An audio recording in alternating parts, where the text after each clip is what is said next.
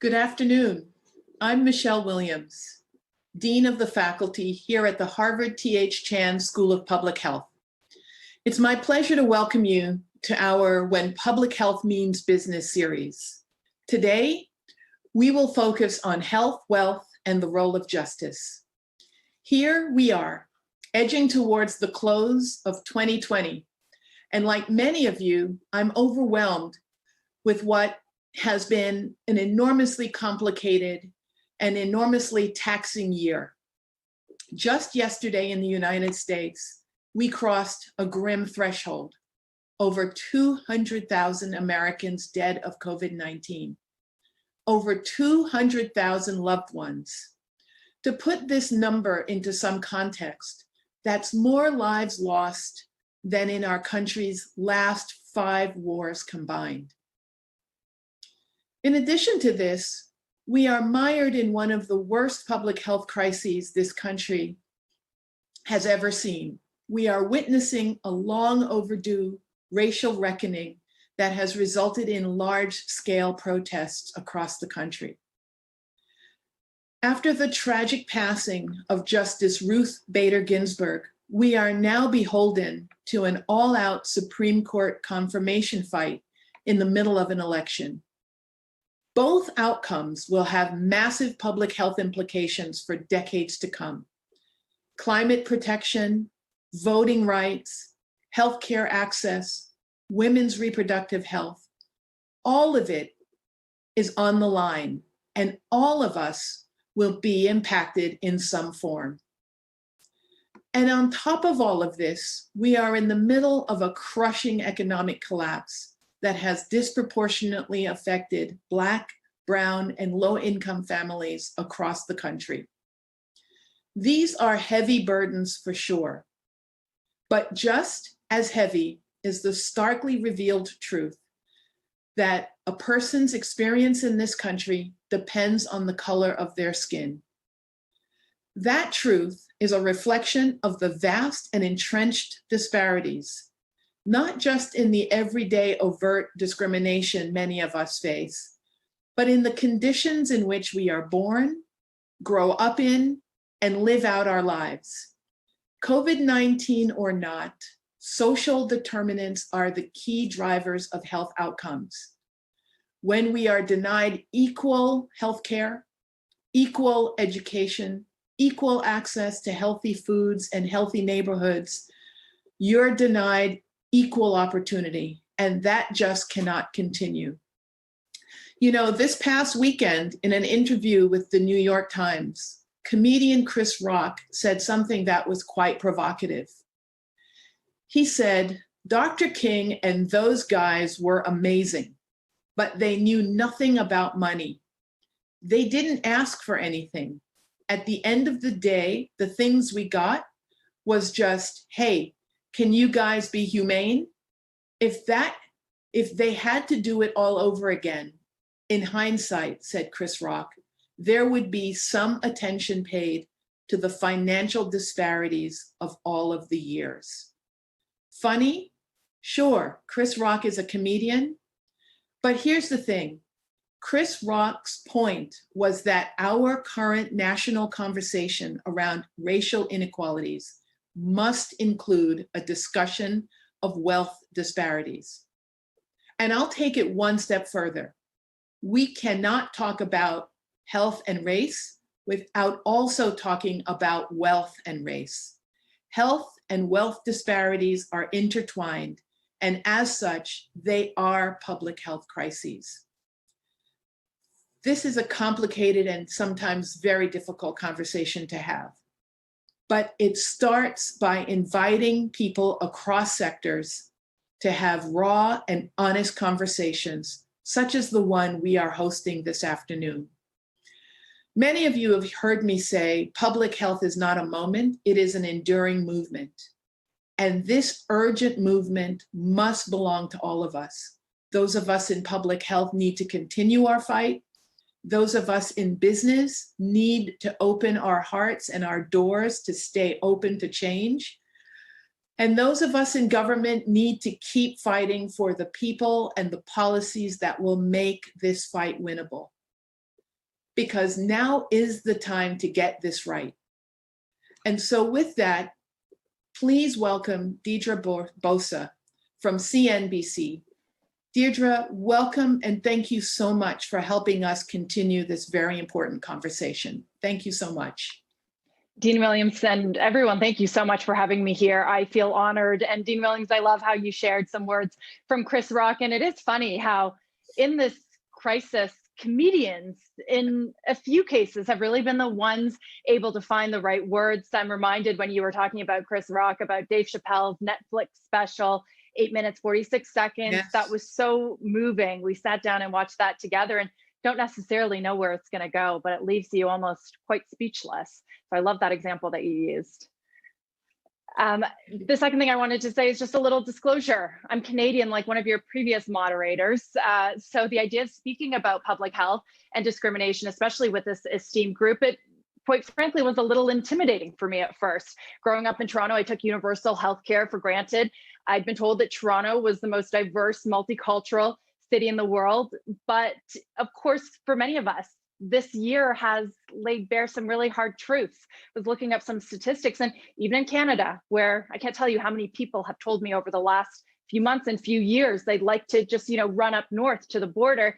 But the issues are very prevalent there as well. A majority, 60%, see racism as a serious problem. That's up 13 points from last year. And that's about the same level as a recent Ipsos NPR poll found in America. On CNBC, of course, we grapple with it day after day on a regular basis, but never so much as during this crisis. And it's difficult, I will say, to watch the markets go up and reach record highs, yet to see this massive divide continue to emerge between the markets and the economy, the haves and the have-nots. So I am really eager to have not a 10-minute, 8-minute, 10-minute interview to do this on TV, but have this incredible forum where you've had amazing speakers and discussions before this one. This is part 5, of course. And we have some really amazing people to discuss this. So I'm eager to learn from them as well. I'm honored to be joined by Neil Kashkari, president of the Federal Reserve Bank of Minneapolis.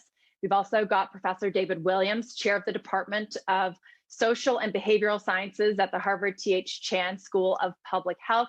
And we also have Peggy Hamburg, Foreign Secretary, National Academy of Medicine, and 21st Commissioner of the U.S. Food and Drug Administration. Hello, everyone. It's morning here on the West Coast. It may be afternoon for you, but I hope everyone is doing well. So we're going to get to, I see some waves. I don't know how much everyone is seeing, but I've done quite a few Zoom panels over the last 6 months. And I have to say, they just keep getting better and better. People are feeling more willing to engage. And I hope that can be the case with this as well, because we're welcoming viewers across a number of platforms, cnbc.com, of course, Harvard Chan, and anywhere else that you may be watching the live stream. So welcome to everyone as well. Please do engage with us. We have a group of really fascinating people who are well equipped to think about these issues. Can't promise answers, but we will certainly discuss some of the really hard issues. Submit your questions, comments as well, please, if you hear something that interests you in the Zoom chat and in the Facebook comments. I believe on Twitter as well, the handle @Harvard Public Health. And let's start. I want to start with this slide because it really does bring up some of these hard truths. I think many of us are aware of them, but it is certainly worth just flagging them here. Throughout this crisis, take a look at the disparities and impacts in the US. Nearly 80% of children who have died were children of color. Black and Latino people are nearly twice as likely to die as white people. Latinos and African Americans 3 times as likely to become infected as their white neighbors. More than 40% of Black and Latino workers cannot work remotely compared to 25% of white workers. There was also a statistic that came out just this morning. It really caught my attention and it speaks to who we have on this esteemed panel right now. It came from Citigroup, a bank that we talk about often on CNBC. But this morning, we brought them up in our editorial morning where we talk about the direction of the day's content. Citigroup estimates that the US lost about $16 trillion in GDP over the last 20 years because of race-based inequalities. If the US could instantly end the most severe forms of economic discrimination against African Americans, that could give a 5 trillion, that's trillion with a T, boost to GDP over the next 5 years. Neil, let me come to you first on this. When we have spent trillions this year trying to shore up the economy, how does the statistic make you feel? If we could just solve these problems of racial disparity, GDP would enjoy an incredible boost. Yeah, if anything, I think those numbers are probably on the low end. I mean, just think about the education disparities in our country. How many young people, low income kids, children of color, are not getting a good education? That is human potential, human capital that is being squandered. And it's a huge cost, obviously, to them individually and their families, but it's a huge cost to society. And so I think I applaud Citigroup for doing that analysis. I bet if we dug in deeper, we could find the numbers are even bigger than that. Obviously, solving these challenges is of paramount importance, but they're also hard challenges to solve. Right, that's the next hard part. How do you solve them? But Peggy, I want to ask you, does this number surprise you? Is it expected? Do you think it's on the low end as well, like Neil does? Well, I'm not a financial expert, but I do think that it's important that we look at it in economic terms and that we look at it in human terms, and they have to go together. It's an extraordinary number, and it certainly can and should be a wake-up call that there are lots of different reasons why we need to address this problem. I'm, a health person, so I look at it from health, and there's just no doubt that we have long-standing disparities in health that are impacting opportunities in many ways, opportunities for quality of life and length of life, but also, of course, opportunities to be active in the world of work and commerce and as full participants in driving our economy. Okay, and David, a quick comment from you as well. Is this a wake-up call from the academic side? This likely doesn't come as a surprise to you, but how do you view it? It certainly is a wake-up call, and it's a powerful reminder that COVID-19 and the disparities we see in COVID-19 are not new. COVID-19 has shown a magnifying glass on disparities that have existed for more than 100 years. So it's an urgent call for us to make new steps, make changes that we can avoid this in the future. There's a lot of calls to action over the last year. And Neil, coming back to you, I want to point out that New York Times op-ed piece that you wrote last month, you said that the only way to get the virus under control is a full lockdown. But even that extreme measure wouldn't do enough to protect many essential workers, many of them Black or brown. If a full lockdown, though, this call to action that you had early on in the crisis, it didn't happen then, how likely is it to happen a second time if the numbers get bad again or even worse? What can we do to bring the virus under control for every American? Well, I need to, I wrote that op-ed with Mike Osterholm, a noted epidemiologist, looking at the experiences around the country. We know New York got off to a very rocky start in controlling it, but they've done a really good job in getting the case count down and then keeping it under control with a measured opening and testing and tracing. I think as a country, we have a fundamental question. Are we okay with 1,000 Americans a day dying? And that's the course that we're on. And so right now, if we stay the course that we're on, it is already disproportionately affecting low-income Americans and communities of color, just the data you started out with in introducing this panel. And you're right, if we did a full lockdown, there would still be essential workers who would need to staff the grocery stores or the hospitals, et cetera. And they, again, are disproportionately communities of color. And I don't know how to solve this so it's a perfect solution for everyone.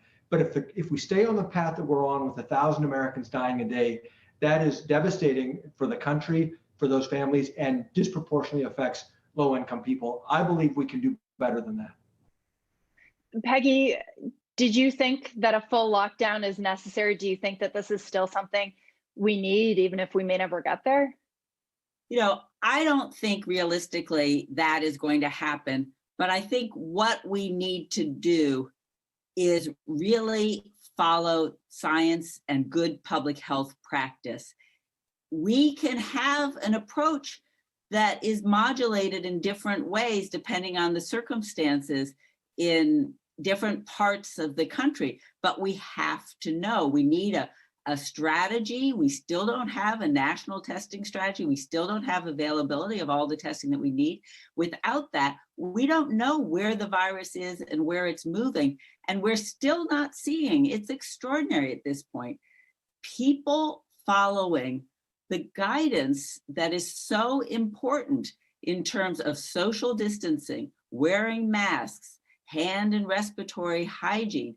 And if we could do those things, we'd make a difference. Moreover, we need to have policies so that we're not bringing people in communities with lots of spread into indoor crowded settings like bars, in restaurants too, I regret to say. And we certainly shouldn't be doing big, large mass gatherings right now. So we can and must do better. And the public has responded in amazing ways to this unexpected and unprecedented health threat, with all of its implications for social dislocation and economic pain. But we have to have it be sustained till we can actually control this virus, get this disease under control, and hopefully move forward together.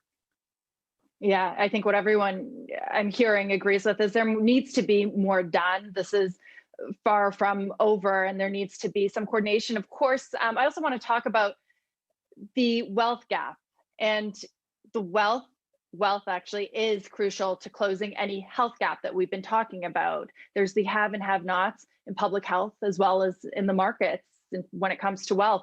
Black Americans have less at nearly every juncture of life.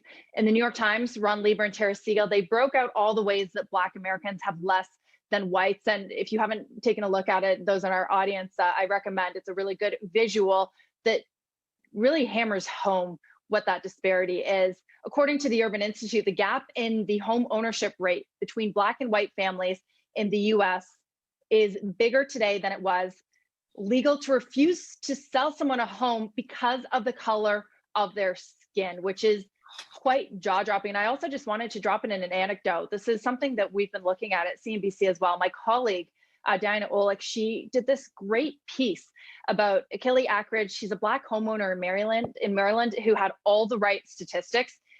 He had a steady six-figure salary, 800 FICO score, 20% equity in a home. When he started to look to refinance, he was asked by multiple agents to disclose his race, and he experienced discrimination time and time again. This was just a capsule, a microcosm that really is behind the facts that we just showed you on screen. David, what goes through your head? How do we fix this problem in particular?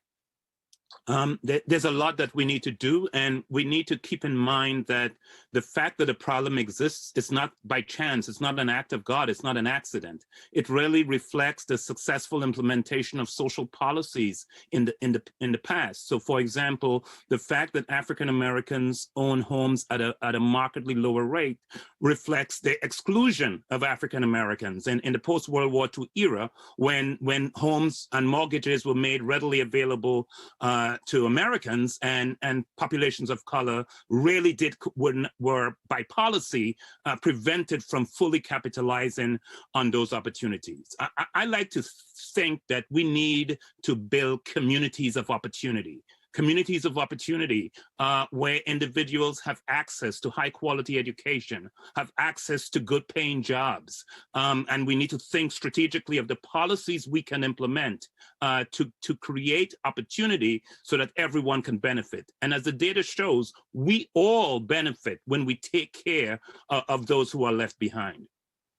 Right, trillions of dollars in benefit for the economy, particularly, which helps so many. And Neil, coming to you, it's not just home ownership, but it's really from birth to death. When you look at college degrees, retirement, inheritance, the median household income, there's been a debate this year on what the Fed can or should do. What are your thoughts? Can the Fed do more?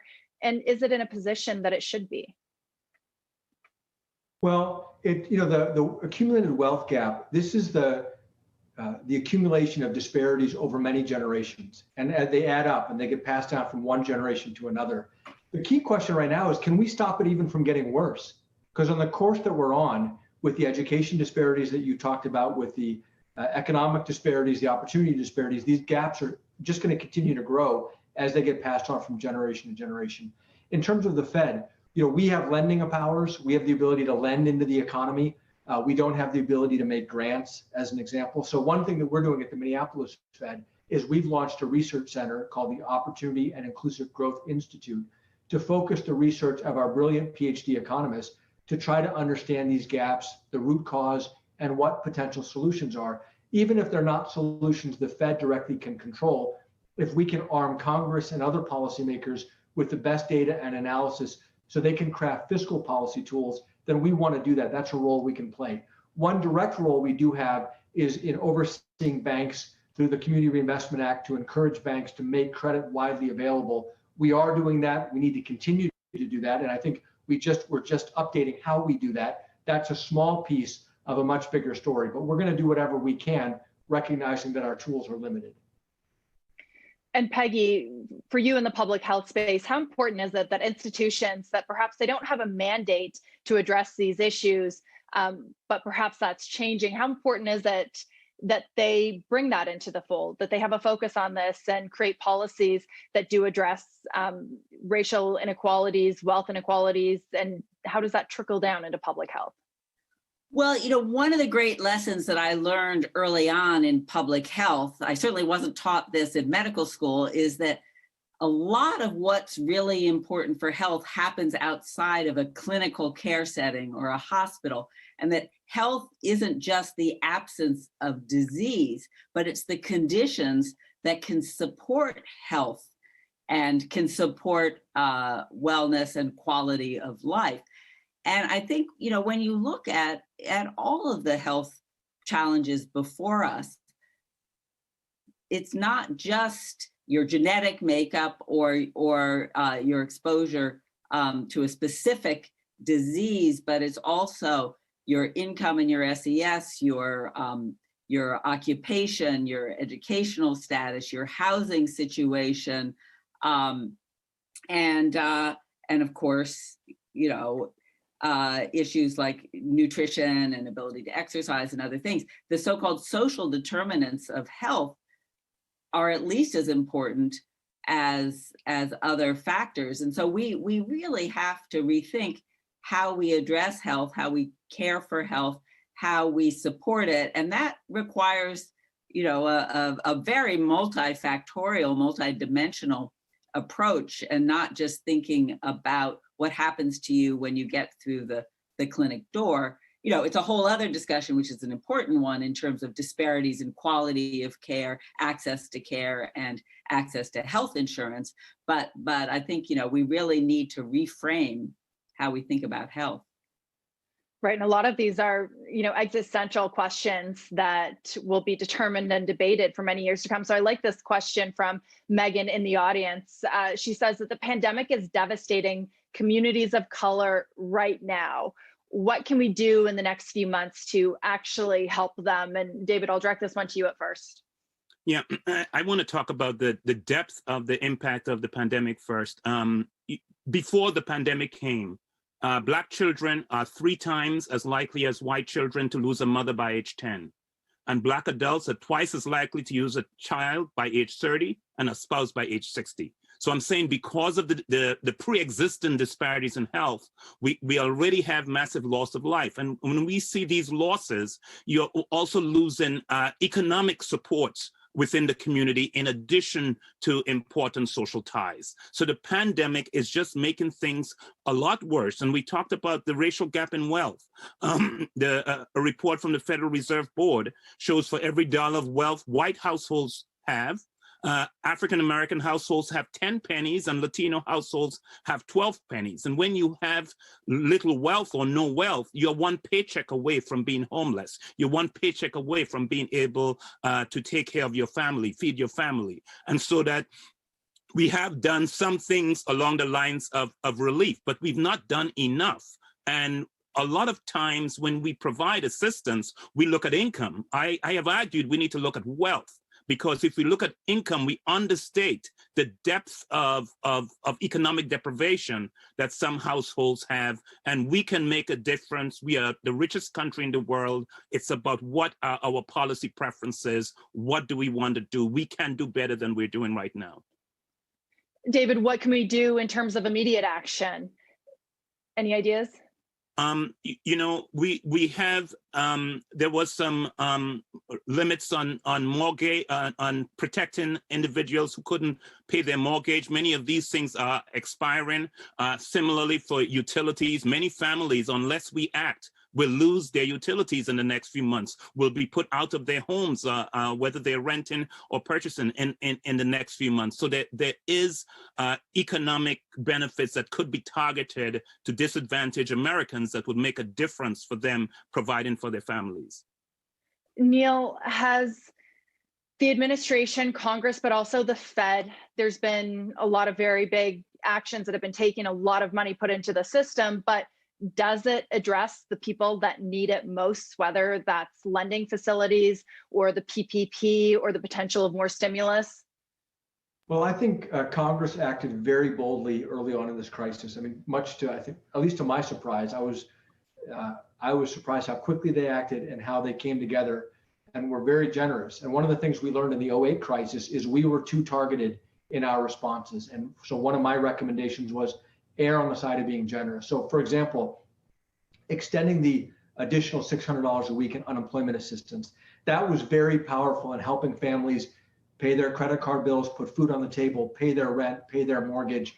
And we know as the economy has somewhat come back, some people have been able to go back to work, but many people who thought they were on temporary furlough are now realizing they're on permanent layoff status, and they're going to need continued assistance. So the best thing, the most powerful thing anybody could do in the next couple months is to get more assistance in the hands of families who have been disproportionately affected by this, people who've lost their jobs and the frontline workers that we talked about earlier. I think that that could be very powerful until we can get this virus under control and try to get the economy back to a strong place where people can be gainfully employed again.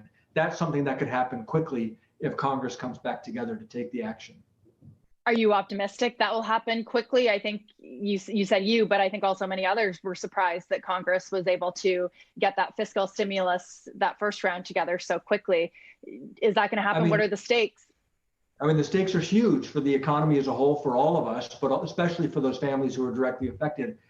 You know, election politics, we're so close to the election, and now with the Supreme Court confirmation battle that's going to be kicking off here, I don't know. I mean, I hope Congress can come together and say, this is important not just for those families who are directly affected. This is important for the American economy as a whole. And if we want to have a strong recovery, keeping families whole so that they can put food on the table and can pay their bills. If they can't pay their bills, this is going to ripple through the economy.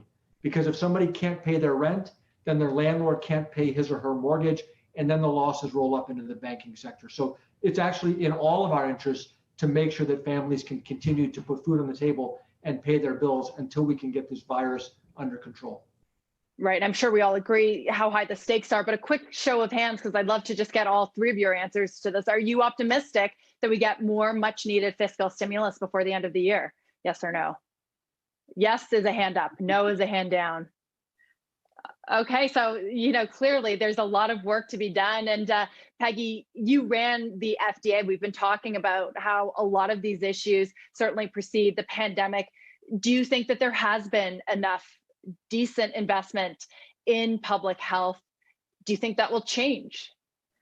Well, let me take you back a few decades in my career. I was also the health commissioner for New York City in the 1990s. And it was really stunning to me when I arrived in that job to see how you took the poorest communities in New York City and then you looked at health status indicators, and every single one, you know, it just stacked up: infant mortality, maternal mortality, early childhood illness, under immunization, infectious diseases like sexually transmitted diseases, HIV, tuberculosis, chronic diseases, obesity, diabetes, heart disease, stroke. and that has been persisting for a very, very long time.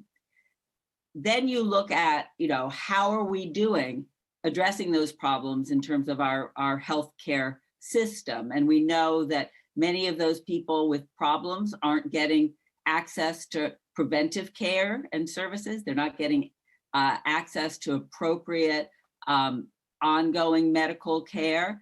They're not getting appropriate follow-up. So there is an accumulation of challenges here that have been persistent. Then you go to a place like the FDA, which is a public health agency. It's a science-based regulatory agency with a mission to promote and protect the American people. And a lot of what it does is trying to help make sure that the medical products needed are available to people. And part of that is that the studies have to be done to find out what products work, are they safe, how should they be used, and on whom should they be used. And again, we have seen persistent disparities now over quite a long period of time, where even for diseases where the burden of disease is most pronounced in communities of color, the products are not actually being studied in those populations. So we don't know necessarily how best to use them. And then we, going beyond just FDA to our broader healthcare system, we don't necessarily have the systems to ensure that those products get to the people who need them. So it is a systemic problem, a persistent problem. I hope, as we've been talking about, that maybe because of the sharp and glaring spotlight on COVID on these problems and the importance of addressing them for all of us, hopefully we can make changes that won't just be limited to how do we get the right care to the right people for COVID, but address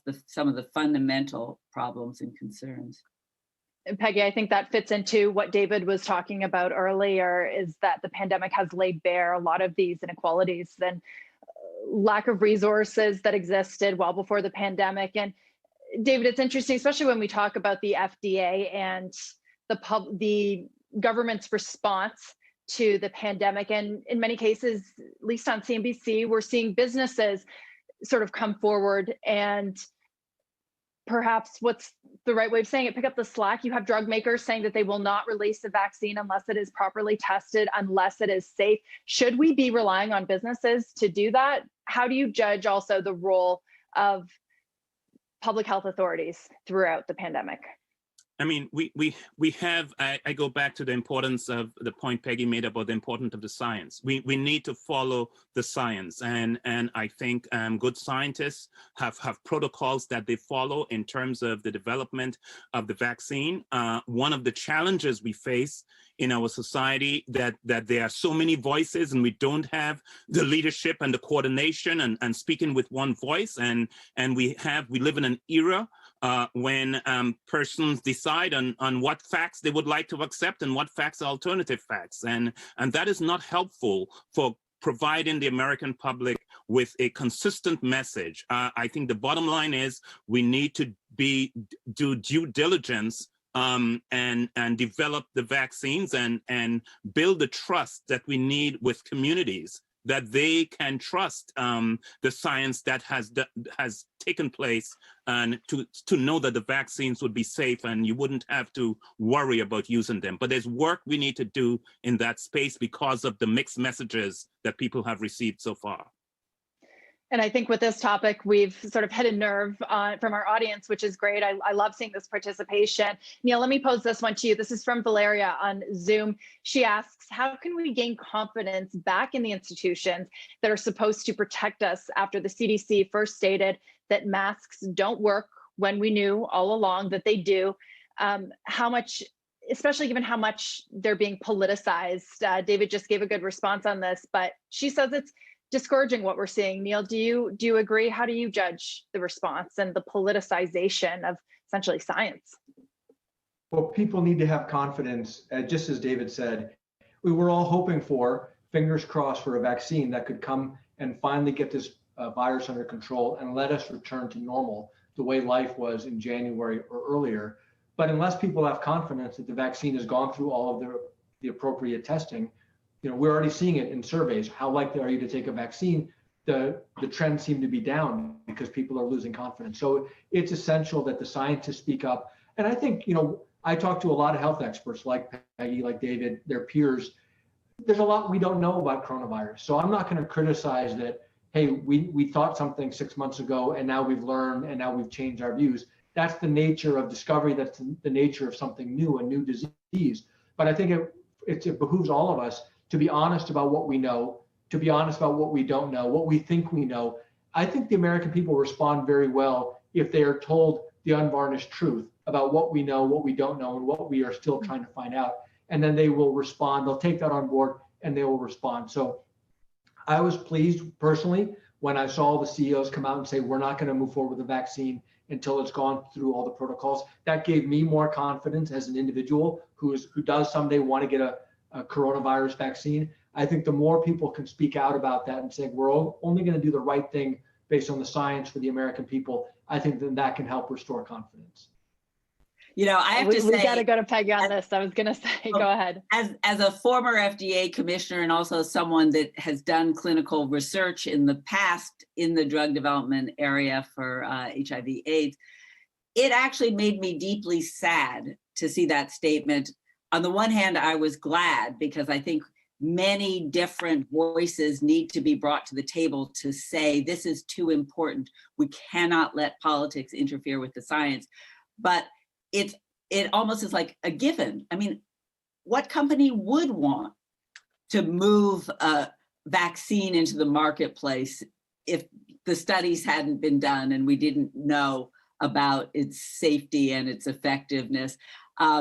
And that we've come to a place in the midst of a global pandemic in particular, where there's such distrust of the critical federal science agencies and such distrust of our political leadership as well to do the right thing, that we're scrambling to build the trust and confidence that should be built into the system. And that certainly when I was at the FDA, I spent a lot of time and put a lot of effort in to trying to help people understand what we did at the FDA and why, to try to increase the transparency around what we did and to make sure that we had trust and confidence, recognizing that we had to earn it every day by the actions that we took. So Peggy, has the FDA changed since you were there, or is it our perception of the FDA that has changed because we're in such a politicized environment? Is there the ability for them to feel pressure in this different climate we're in? Well, we are at a very unusual, dare I say, unprecedented time, and it's enormously worrisome. All of the federal science agencies have been under attack. I think I just have to say it bluntly. It's certainly the FDA, the CDC, the EPA, and others questioning the science, questioning the integrity of the career scientists and other employees that work so hard in all of these agencies. And, sadly, the failure to make the critical connection on the part of some of our political leaders that, in fact, you can't spin these problems. A virus could care less what a poll is saying or what a politician pronounces. It's going to keep doing what it is, genetically made to do, which is to reproduce and spread, unless we put in place the programs and policies to stop that. And that requires, building on good science, doing the studies that are needed, following that science, and implementing. Those are great points. Another question from the audience from Eric, this one for David. He says that you have said that the United States needs a new kind of herd immunity. Can you explain what you mean by that? Sure. I think there's a JAMA editorial in which we talked about the need, myself and Lisa Cooper, for herd immunity. And what we meant by that, we are in the midst of a pandemic right now. There will be other pandemics in our future. How do we take actions now that will protect the vulnerable for the future pandemics? So it goes back to what we can do, the investments we can make to create communities of opportunity, to reduce some of the exposures, to ensure that everyone has access to good preventive care so that we can be in a better position when the next pandemic comes. So it's about making investments now to ensure better health in the future. So you're not talking about letting people get the virus and building an immunity. You're talking about more of a structural change. Is that correct? It's more about structural policy changes that put people in a stronger sense. And part of that goes back to a point I think that was made a while ago by Peggy. The CDC estimates that if the money we spend on medical care, and we spend more money on medical care absolutely and per person than any other country in the world, but only 3 cents of every dollar spent on medical care is spent on prevention. And so that we can have a greater emphasis on prevention and a greater emphasis on strengthening the social infrastructures to reduce the negative impacts of social determinants of health that will put people in a stronger position for the next pandemic. Neil, a question for you, and you actually referenced this earlier. A Pew study reports that not only do Black Americans face higher COVID risks, but they're also more skeptical of vaccines. We had a CNBC survey of the battleground states that said something similar, and you mentioned that number, that skepticism or willingness to take a vaccine, is the willingness to take it is decreasing. So what can be done? Is that a valid fear, especially when we've talked about the politicization of this process, but what can be done with regards to it? And especially for Black Americans, so that health disparities, they don't grow even larger when we do have a viable one. Right. Well, I think it's the things that we were talking about, which is all of the health experts, whether it's the CEOs or people like Peggy and David, or the people running the various agencies today, come forward and say that they are all standing united to only bring forward a vaccine that has been vetted, that has gone through all the scientific protocols, and making sure. I mean, I've read that there are challenges that vaccine manufacturers have in attracting communities of color to participate in the trials themselves. And if they're not participating in the trials, then it's hard to have confidence that these vaccines are going to be safe. You know, a public health expert early on said to me, if you're going to give something to hundreds of millions of people, the hundreds of millions of people includes a lot of heterogeneity within that. It may affect young people differently than older people. It could affect different races differently. And so I guess I would really defer to David and Peggy in what more the health experts can do, because I'll look at it from this way. From the economy perspective, we are all hoping and waiting for a vaccine to get back to normal. If people do not have confidence to take the vaccine, it doesn't do us any good. And then we're going to be stuck in this very rocky, muted recovery of a partial economic recovery until we have that confidence that the vaccine is safe. And I think it's important that we put this into perspective, into historical perspective. The African-American community and other communities of color have been lied to by federal researchers in the past. The Tuskegee syphilis study just stands out as one example of that. So I think we need to do special outreach to those communities with spokespersons that they can identify with, that they can relate to, and work with community leaders. There's more outreach needs to be done, because when the vaccine is available, we certainly need everyone to take it. That is such a great point, David. Peggy, to speak about some of the history and how you have to overcome past mistakes, I guess. Yeah, well, and so much of it comes down to communication and trust. And you can't just build that overnight, but it is really important, as David was just saying. We need to make sure that we are demonstrating our trustworthiness. And some of that is, the actions that leaders take and how they talk to the public, and being open and honest about, what the problems are, but also what we're going to do to address them. But it's also recognizing that we need to engage communities in different ways, and not just, sort of throw data at them and say, this is what you need to know, but get people that they respect and trust in their communities, talking to them and helping to bring them along and reassure. So, we really need to sort of weave a blanket of trust and trustworthiness, which right now is really frayed.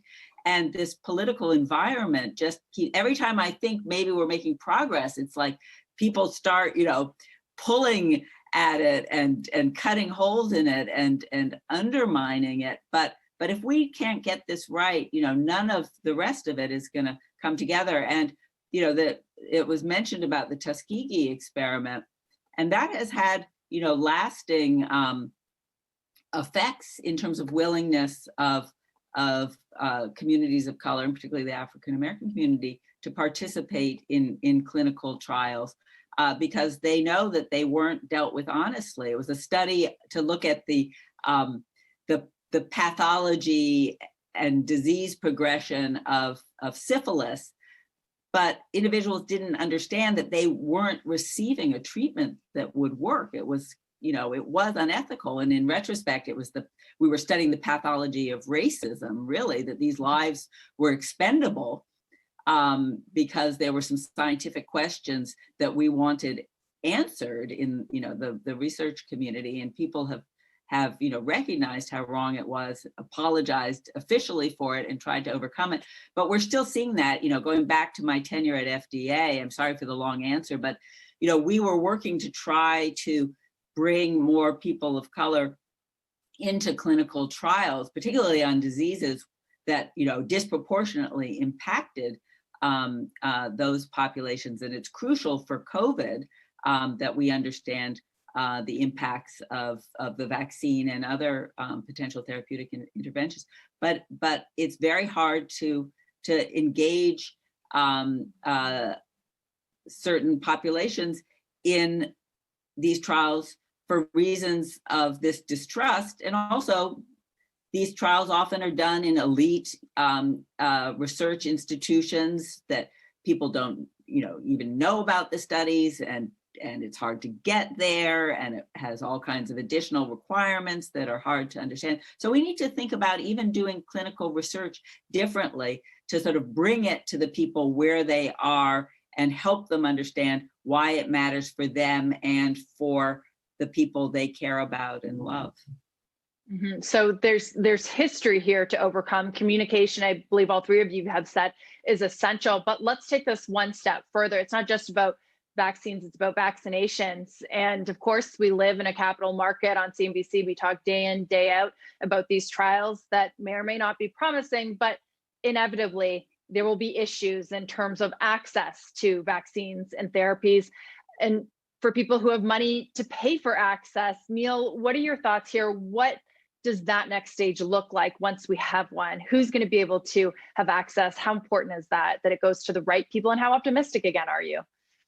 Well, this pandemic is costing us trillions and trillions of dollars for the economy, lost economic output, and then the fiscal spending needed to try to bridge this terrible downturn that we have because of the virus.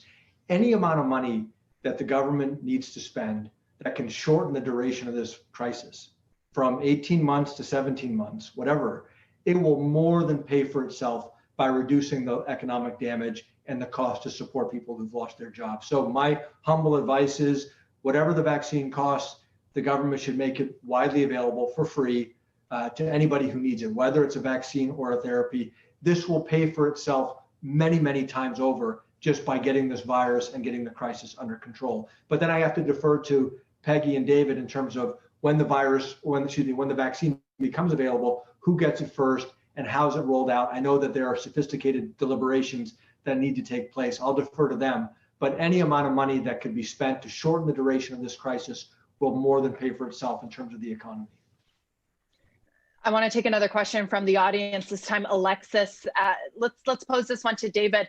He asks, would universal healthcare help address the health and financial disparities we're discussing, or are there downsides to universal healthcare that we should consider? And as I mentioned, I'm Canadian, so I love this question. David, what do you think? Well, I think universal healthcare is a good thing, but universal healthcare does not address all of the social determinants of health. And I would give Exhibit A to the questioner. Let's look at the racial data from the United Kingdom. The racial gaps in England and Wales are larger than in the US. Blacks in England and Wales have an age-adjusted death rate from COVID-19 that is 4.1 times higher than that of whites, and Pakistani and Bangladeshi in England and Wales have a COVID death rate that's 3.5 times higher than that of whites. So and they all have access to the National Health Service, which is universal healthcare. So universal healthcare is important, but in part because our healthcare system functions well as a repair shop that takes care of people once they get sick, it isn't a drive of whether people get sick or not in the first place. So we really have to invest in those factors outside of the healthcare system, the places where we spend most of our times, our homes, our neighborhoods, our schools, our workplaces, and make sure that they are healthy and that they are promoting health in all that is done, so that we can use universal healthcare, which we do need, and it's vital and it's important, and it's a shame that as a country we don't have it, but it's not a magic bullet to solve the disparities that we see. Absolutely. Those are all really great points. And we are getting some really good questions from the audience too. So I'm jumping around a little bit here.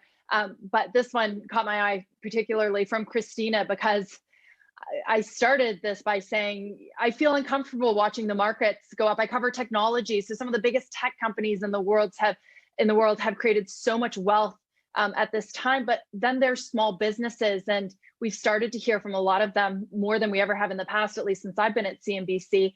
So Christina's question, I'll pose this to you, Neil, huge difference between big business and small business owners. What advice do you have for small business owners on how to survive the pandemic? And Neil, I was just watching Fed Chair Powell yesterday talk about the small business loan facility that has been so underutilized. Why is that? How can the Fed in particular better help small businesses?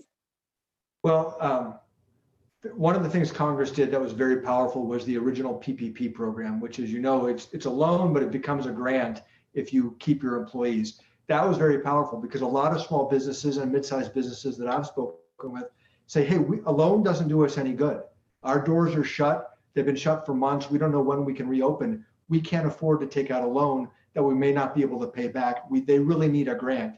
And that's why the PPP was so powerful. Now, the PPP was designed to be a couple-month bridge.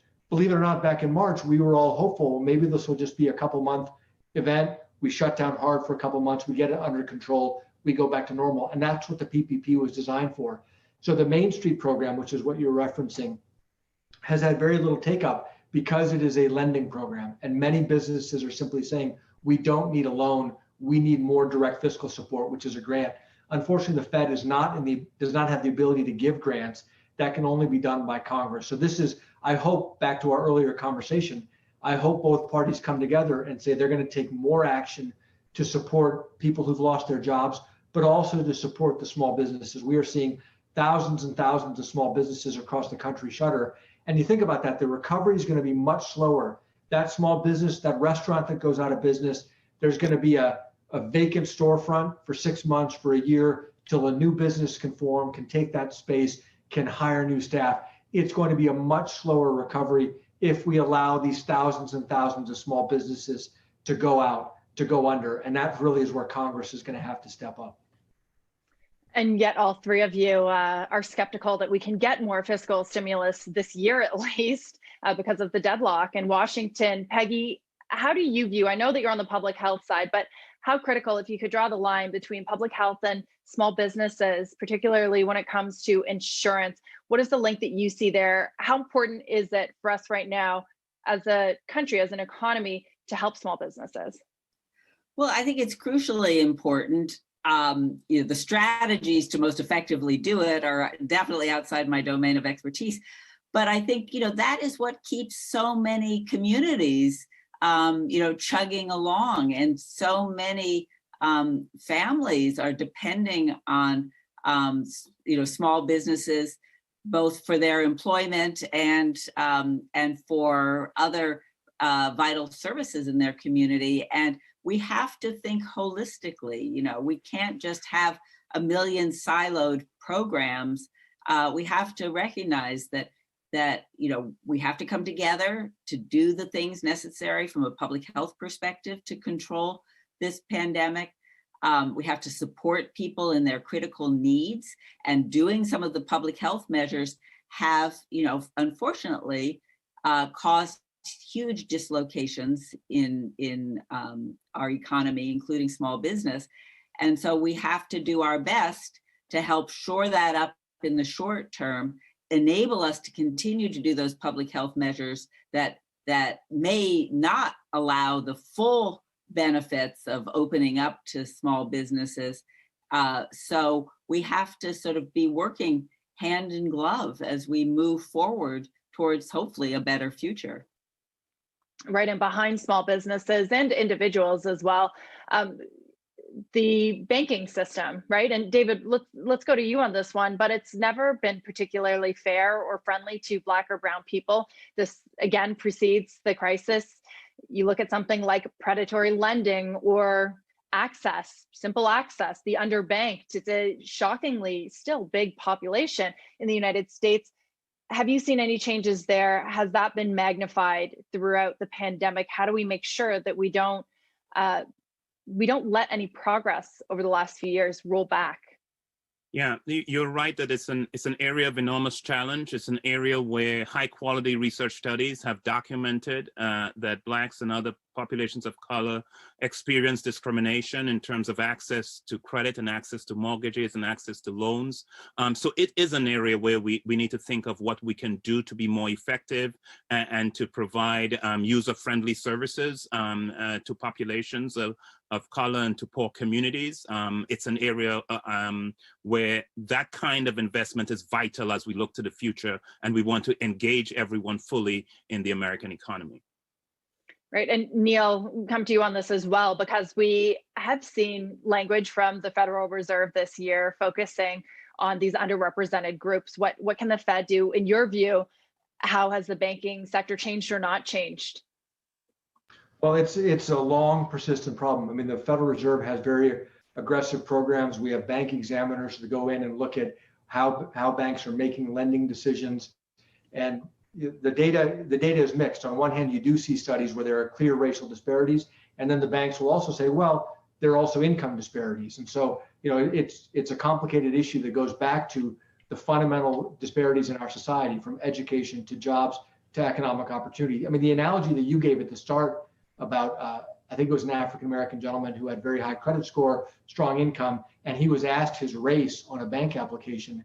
I mean, that's just outrageous. I mean, that should be looked at by regulators and should be pursued, and the bank should be held accountable. I mean, that's just overt racism. That still happens in society today. We need to address that. It's the more subtle things that are even harder to address, and we need to go after those as well.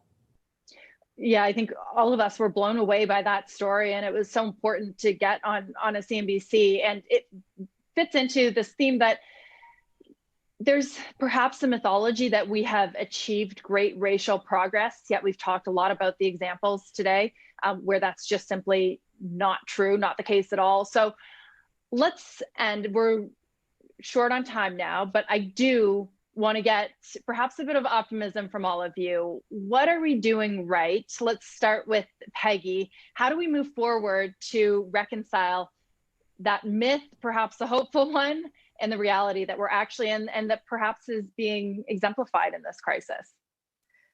Well, I hope what we're going to get right, responding to COVID and responding to these deeper, broader issues of racial disparities in health and so many other domains, is that we can't afford to be complacent about problems that are real. And we've done that in terms of pandemic preparedness, and we've certainly done that in terms of these disparities. We've sort of hoped that if we go along and just continue to try to either grow the economy, as people say, or try to address isolated health problems as they come, that somehow we'll muddle through.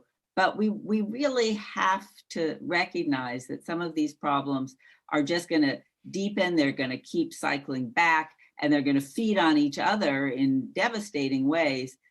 So I hope that we will be able to build some strategies that reflect the complexity of the issues before us, but also recognize that there are many things that we can and should do, but we have to commit to do them, and we have to commit in a sustained way. And David, let's go to you next. What's our obligation moving forward?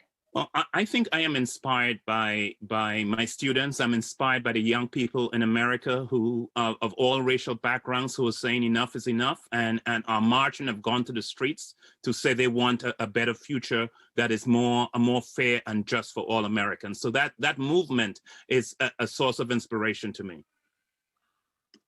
And Neil, last word from you. Well, I share David and Peggy's optimism, and I'm hopeful. We've had these disparities for a long time. We've had, in Minneapolis, where I live, we obviously had the tragedy of George Floyd's killing, and then the riots and the destruction that followed. I hope that this is really a turning point and that we're going to really come together and take bold action. But we all have to make that happen. I remind folks that Rodney King was beat 30 years ago and nothing changed after that, even though that got national attention. So we need to seize this moment, whether it's COVID or the racial awakening that we're having, and actually drive forward to really change things. It's going to be up to us. Well, I think we've confronted a lot of the hard stats, hard questions here today. We certainly have more questions than answers, but I appreciate all three of you being so candid, breaking it down, not holding back, because I think if we've learned anything, we have to address this head on. And we're at a point now where this is more important than ever. We can't wait to the next crisis when we're sitting here again saying that this is systemic. We should have made changes the last time. So I want to thank you to Dean Williams, Neil Kashgari, David Williams, Peggy Hamburg. Thank you to our audience. Those were fantastic questions, better questions than I could come up with. And really, really got some great responses as well. You can, of course, watch this later on demand on Facebook at Harvard Public Health, the Harvard Chan YouTube channel, and on the forum at the Harvard Chan School website. And let me tell you, I've watched the previous 4 discussions. They were fantastic. So there are 2 more that you will get your chance to watch. Here they are. October 6th at 1 p.m. Eastern, Human Rights Equals Public Health, a conversation with Michelle Bachelet. And on October 21st at the same time, No One Should Be Shocked, a conversation with Ed Young. They are sure to be really engaging, really great. And as we say goodbye, I want to leave you with this thought from the late Ruth Bader Ginsburg, who's on many of our minds right now, from a 2013 dissent on the Voting Rights Act decision. So if we can pull up that slide, this is what she said. She said, throwing out preclearance when it has worked and is continuing to work to stop discriminatory changes is like throwing away your umbrella in a rainstorm because you are not getting wet. And I certainly could not close it out better than that, the great RBG. So with that, I just want to thank everyone again, and thank you for giving me the opportunity to moderate such a fascinating conversation. I think I'll either hand it back perhaps to Dean Williams, or I'll just say goodbye here. So thanks again, everyone, and stay safe, stay healthy, and please attend the next sessions. Take care, everyone. Thank you. Thank you.